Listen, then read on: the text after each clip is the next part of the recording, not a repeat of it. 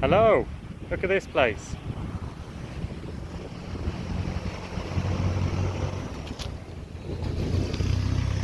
Ayutthaya. Yeah, I will do a proper video on this place soon. I'm actually going to wait till my friend's here to explore it with him. Then, you know, it can be exciting for both of us rather than me just returning. It costs about 300 baht to go inside. So I've got a bit of traffic noise here and wind noise. Tell you what, I'll find a better spot. Just walking down the walls here. Yeah, I'll find a better spot and tell you all about Ayutthaya. Ayutthaya, what is Ayutthaya, I hear you ask? I hear you screaming at the screen. What is it? What is it?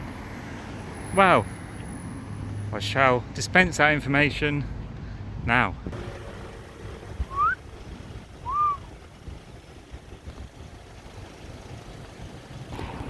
Yeah, it's not perfect. This is probably the best I'm gonna be able to do in terms of noise pollution. Yeah, so Ayutthaya is about an hour and a half drive north of Bangkok, and as you can see, it's a very old city. Well, there was an old city here. It started in the 1300s. The story goes that there was a Chinese merchant down further in Chao Phraya River, where Bangkok is now, and he was very rich and he married daughters of chieftains, so he became very powerful and very influential. Anyway, in the 1300s there was a lot of disease, probably the Black Death. They believe it came from Asia, probably came from China too, so originally. Anyway, so these people got very sick, and to get away he decided to go on a march, this Chinese merchant with a load of people, and they followed the river up, Chao Phraya River, to find this island, and he decided to settle here. The settlement of Ayutthaya, which is actually on an island. It's surrounded by a river, so you know, very small room for a river there, but in rainy season it did flood up outside the island there. So defensively speaking, it was already a plus, and in terms of trade it was a perfect place. So Ayutthaya really became an economic powerhouse, a very big power in the east here, and eventually they went on to take over what is most of Siam, which is Thailand today. Take over, well, sort of become the main powerhouse of the country, shall we speak. But they had very aggressive neighbours. Their name were the Burmese, what is known as Myanmar, if I'm saying that right, next door. So they were a particularly violent lot, Burma or Myanmar in its day, and they demanded vassalage, which basically means like they demanded money every now and then from Ayutthaya.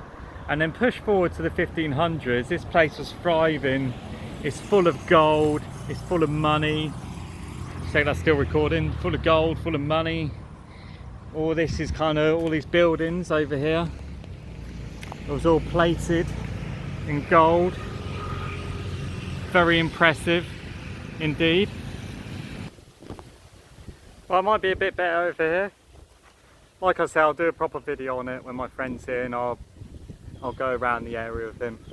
Yeah, so the 1500s, you had Burma. I'm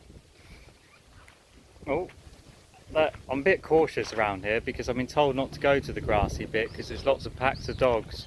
It says that online, so I'm a bit like, are they going to jump out on me? Anyway, 1500s, Burma gets weaker. Ayutthaya see an opportunity for total independence there, and they decide to attack Burma, or yeah, declare, well, not really attack Burma, but declare independence. Say we're not gonna be a vassalage anymore. Burma didn't like this very much, so they attacked Siam. But they're a really ruthless lot. I mean, everywhere you see destruction of the Burmese, and they would, you know, take a town, but when they took a town or city, and I saw it up in Nan when I went up there, and Sukhothai, which is just a bit further north of Ayutthaya. Yeah, they took the place, they would take lots of slaves, they would massacre most people. You'll be very lucky to escape, and they totally pillaged the place, like they'll be ransacked of all the gold. However, Ayutthaya managed to fend them off for, well, there was two big battles, and one particularly where the king of Ayutthaya killed the king of Burma, which made everyone leave. And success story then, Ayutthaya wins, gets his independence, and wasn't attacked again for another 150 years. In that time, Ayutthaya became so rich and powerful and really became a hub of people that were involved in trade. Something that they did, which is different, Ayutthaya, was allow people from around the world to settle in the Ayutthaya. Well, just outside the island actually. So you get over here you get a Portuguese settlement, you had an English settlement, you had a Japanese settlement, a Chinese settlement. They let them go in certain areas, and often they will be with a small military or a small militia, shall I say, and they let them stay in the area and settle there, you know, to help bring about trade. Say, like, when you're coming to the east, you can stay here, you get some rest, and, you know, trade through us. And it really became a very rich, powerful place. But I suppose the power was more through economic trade and not military might as such. And 150 years later, so in the 1600s, the Burmese came back again with a massive army, and they sacked pretty much all of Siam, enslaved many people, and they lay siege to Ayutthaya for 14 months. The people in there starved, and eventually managed to, well, they came out, they had a few battles coming out, they even had a sea battle when the area outside flooded, but they couldn't push back the Burmese, and eventually the Burmese managed to come in and they slaughtered everyone basically, and the nobles were enslaved, the king was found dead, and yeah, they were absolutely brutal, and they totally destroyed the place. So these ruins happened in the, if I got this right, 1700s. I'll double check that. 1700s, and they totally smashed the place up. Not only did they leave the slaves, they left with a lot of gold, because this place was very rich. They left with lots of gold. They didn't hang about though, because while this was going on, this siege, the Chinese were actually attacking Burma itself. But they got this far and they wanted to finish the siege off, and you know, the Burmese had to return to defend their own homeland.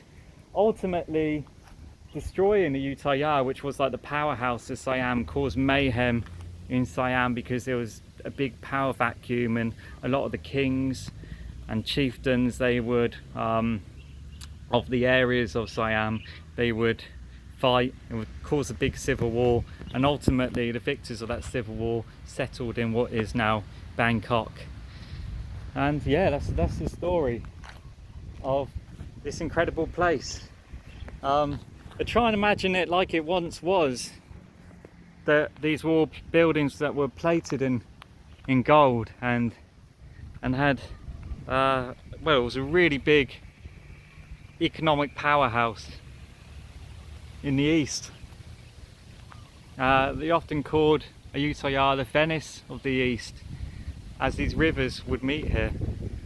I hope you enjoyed my story. Like I say, I'll do a proper video on this at some point when my friend comes. I'll cycle round, and yeah, it's really, for as a history geek, to be here, not explore it, is a bit frustrating, but I know it'll pay off in the end. Okay, peace out.